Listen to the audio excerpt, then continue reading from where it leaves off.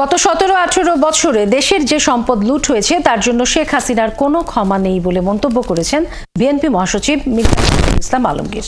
বৃহস্পতিবার দুপুরে ঠাকুরগাঁওয়ের রানী শঙ্কৈল degree college মাঠে বিএনপির জনসভায় তিনি এই মন্তব্য করেন। মির্জা ফখরুল বলেন, আওয়ামী লীগ ক্ষমতায় এসে বিরোধী দলের অসংখ্য নেতাকর্মীর উপর নির্যাতন চালিয়েছে, আন্দোলন করে কারো চোখ কারো পা ভেঙে পঙ্গু হয়েছে। তিনি অভিযোগ করেন, শেখ হাসিনা চলে গেলেও দেশকে ফকির করে গেছে, তাই সাধারণ মানুষ যেন তাদের অধিকার ফিরে পায় সেভাবেই সংবিধান সংশোধনের আহ্বান জানান তিনি।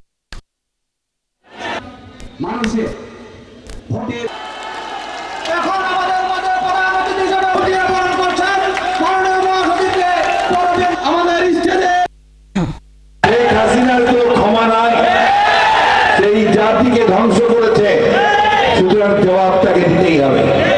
যে অপরাধ সে করেছে, এই অপরাধগুলোকে বলা হয় মানবতা বিরোধী অপরাধ। এই মানবতা বিরোধী অপরাধের বিচার হবে। আজকে সেই জন্যই বলতে চাই, আজকে যারা দেশ চালনা করছেন, পরিচালনা করছেন, আপনি দয়া করে সঠিকভাবে দেশ পরিচালনা করুন। এমন ভুল করবেন না যে ভুলগুলোর কারণে গোটা জাতিকে খেসারত দিতে হয়। আমরা আপনাদেরকে সহযোগিতা করছি সবসময়। আমরা চাই যে সরকার, অন্তর্বর্তীকালীন সরকার